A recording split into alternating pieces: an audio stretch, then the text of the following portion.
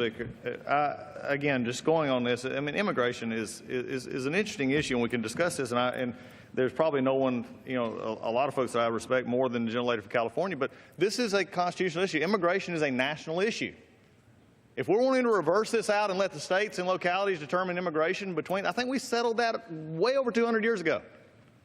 This is where this belongs. And so as we look at this, Washington is not saying it knows best, but in this issue, it is our domain. It is where we're supposed to be. This is our role. And if this is, if Washington, we believe simply here that enforcing the law is what we're needing here. And if the gentleman believes that states ought to have more control in a lot of things that we do, then I think maybe I'm getting him closer to agreeing with us on health care, that we need to reform and replace Obamacare and let states have a little bit more information in that.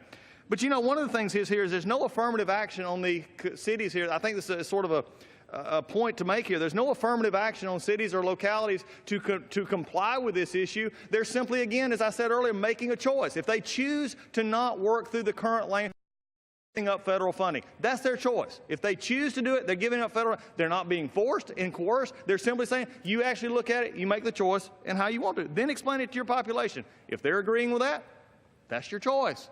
So I think as we look at this, one of the things that's often said here is we trot out letters from associations, and I agree. I respect the Fraternal Order of Police and mayors. They have a great thing, but they also represent members who are right now actually not in compliance with this, who dislike this law. So naturally, you would say part of their membership is going to be supportive of them. But also, as growing up in the household of a Georgia State Trooper, I've also know a few things about law enforcement as well. And law enforcement wants to protect the communities they serve, and they want to enforce the law. What's happening right now is local law enforcement is deciding how they're going to do this. They're not cooperating with ICE to find a better way to work in their communities. They're simply saying, we've made a political choice to do something. Well, Mr. Speaker, I think the Constitution in this body has a political choice to say, that's your choice, just do it without federal funds. I reserve.